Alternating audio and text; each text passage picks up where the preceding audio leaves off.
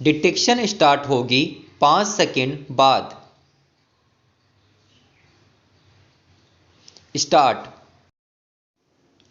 बहनों, भारतीय स्त्री जाति की प्राचीन गौरव, गरिमा एवं उच्च परंपराओं को ध्यान में रखकर न केवल आपको शिक्षित होना है, बल्कि शिक्षा समाप्त करने के पश्चात पुरुषों के साथ सहगामिनी बनकर आपको सब दिशाओं में कदम बढ़ाना है।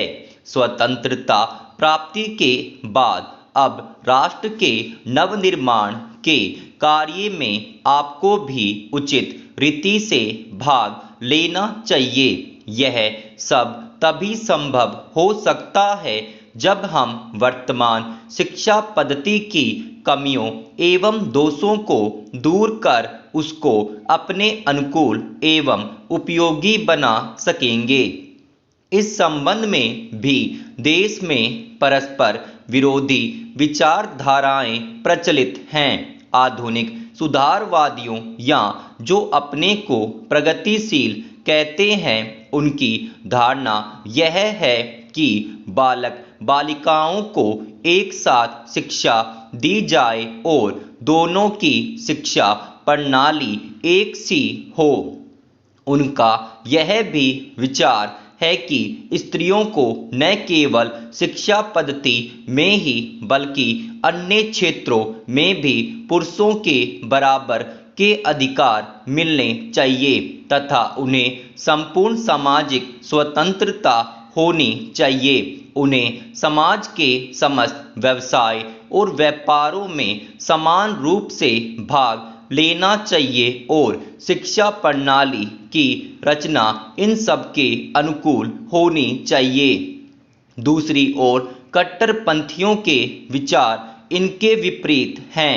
इस प्रकार स्त्री शिक्षा और अन्य बातों के संबंध में हमारे देश में वर्तमान समय में परस्पर विरोधी विचारधाराएं प्रचलित हैं। इन दोनों में से कौन सी विचारधारा उपयुक्त हो सकती है और किसके द्वारा हमारी संस्कृति एवं सभ्यता फल फूल सकती है, इस पर हमें ध्यान देना आवश्यक है। जहाँ तक मेरा अपना विचार है, मैं समझता हूँ कि हमारे लिए इन दोनों के बीच के मार्ग को अपनाना श्रेयस्कर होगा। वर्तमान शिक्षा पद्धति के आदर्श एवं उद्देश्यों में जो दोष पाए जाते हैं, उनके अतिरिक्त वह बहुत महंगी सिद्ध हो रही है। प्रति वर्ष हम अपने शिक्षालयों द्वारा हजारों विद्यार्थियों को तैयार करते हैं, जिनमें से बहुतों को नौकरियां न मिलने पर जीविका चलाना बहुत कठिन हो जाता है। इस प्रकार हम अपने शिक्षालयों द्वारा जहां काफी संख्या में विद्यार्थी बेकार तैयार होते देखते हैं, वहां फैशनप्रस्त भी तैयार होते देखते हैं। हमारे साधारण गृहस्थ घरों की लड़कियां जब प्रारंभ में आधुनिक शिक्षालयों में प्रवेश पाती है, तो धीरे धीरे वे भी वहां की फैशन परस्ती की शिकार हो जाती है और सुंदर सुंदर बहुमूल्य साड़ियां एवं भांति भांति की साज श्रृंगार की वस्तुओं की नकल करने लगती है, जिससे अपने माँ बाप या अभिभावकों को पर्याप्त मात्रा में व्यय कराने के संकट में डाल देती है। ऐसी शिक्षा प्राप्त कर जब वे स्कूल या कॉलेज छोड़कर जाती है, तो उनका जीवन भार स्वरूप होने का भय रहता है, क्योंकि जीवन के कार्य क्षेत्र में वह अपव्ययी शिक्षा पद्धति धनोपार्जन के उपयुक्त सिद्ध नहीं हो सकती। यह नौकरी की आशा भी पूरी नहीं कर सकती और अंत में यह शिक्षा उनके लिए निकम्मी मालूम पड़ती है। इसलिए हमें सचेत होकर सोचना है कि क्या वर्तमान शिक्षा पद्धति ही हमारे लिए उपयुक्त है। महोदय, कुछ समय बाद जैसे ही समाचार पत्रों में बहुत से लोग काम करने लगे और प्रकाशन कार्य के लिए व्यवसाय यंत्रों की आवश्यकता पड़ी, इस कार्य ने उद्योग का रूप धारण किया। निःशुल्क प्रचार अथवा सेवा की भावना अब अव्यावहारिक जान पड़ी और प्राय लुप्त हो गई। समाचार पत्र उद्योग का यह विकास संभवतः स्वाभाविक है और आधुनिक विचारधारा के अनुरूप है। फिर भी यद्यपि पत्रों का प्रकाशन एक उद्योग के रूप में होता है, समाचार पत्र स्वदेश्य राष्ट्र सेवा की भावना तथा नैतिक दायित्व से एकदम मुंह नहीं मोड़ सकते। यह भी स्वीकार करना होगा कि इस उद्योग की यथोचित उन्नति के लिए यह आवश्यक है कि दूसरे उद्योगों की भांति यह भी उन सभी साधनों से संपन्न हो जो अन्य उद्योगों ने या तो प्राप्त कर लिए हैं या वे उनकी प्राप्ति के लिए प्रयत्नशील हैं। इसलिए यह सभी के हित में है कि समाचार पत्र उद्योग उन्नत हो और इसका आधार अधिक से अधिक ठोस हो।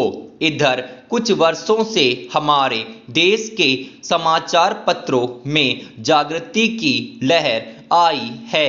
उद्योग की आवश्यकताओं, श्रमजीवी पत्रकारों की मांगों और पाठकों के हितों ने मिलकर ऐसी स्थिति पैदा कर दी कि समाचार पत्रों की दशा पर पुनर्विचार करना आवश्यक हो गया। समाचार पत्र आयोग की नियुक्ति, आयोग की सिफारिशों का प्रकाशन और उन सिफारिशों पर सरकार का निर्णय, ये सभी उक्त समस्या को सुलझाने के सम्मिलित प्रयत्न हैं। मैं आशा करता हूं कि इन प्रयत्नों द्वारा समस्या का समाधान हो सकेगा, समाचार पत्र उन्नत होंगे और इस उद्योग में कार्य करने वाले सभी लोगों को संतुष्ट किया जा सकेगा। मैं जानता हूं कि यह सब कहना सरल दिखाई देता है, परंतु व्यवहार में लाना बहुत कठिन होता है। परंतु मुझे सुशिक्षित श्रोताओं से यह कहने की आवश्यकता नहीं कि मानवीय गतिविधि के सभी क्षेत्रों में, चाहे वह राजनीति, उद्योग अथवा प्रशासन का क्षेत्र हो, विभिन्न हितों और विचारों में सहयोग की भावना से राष्ट्र तथा समाज के हितों को सामने रखकर सामंजस्य स्थापित करने का प्रयास आवश्यक है।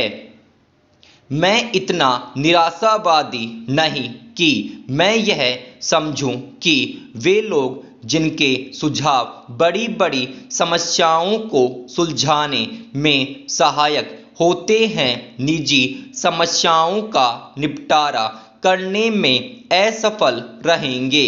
हाल में भारतीय संसद ने इस संबंध में जो अधिनियम पास किए हैं, उनका उद्देश्य समाचार पत्रों की समस्याओं को सुलझाना है। यह कहना आवश्यक होता कि कोई भी अधिनियम, चाहे वह किसी भी क्षेत्र में सुधार के लिए लागू किया जाए, प्रभावपूर्ण रूप से तभी कार्यान्वित हो सकता है जब सभी संबद्ध दल उसे सहयोग की भावना से ही कार्य रूप दें। इन मामलों में अधिनियम के शब्दों का इतना महत्व नहीं जितना उनके पीछे निहित भावना का होता है। क्या मैं आपकी संस्था से यह अनुरोध कर सकता हूं कि इस मामले में आप समाचार पत्रों को मार्ग दिखाएं? आपकी संस्था निश्चय ही प्रमुख तथा अत्यंत प्रभावशाली समाचार पत्रों की प्रतिनिधि संस्था है। प्राय सभी बड़े समाचार पत्र आपके सदस्य हैं।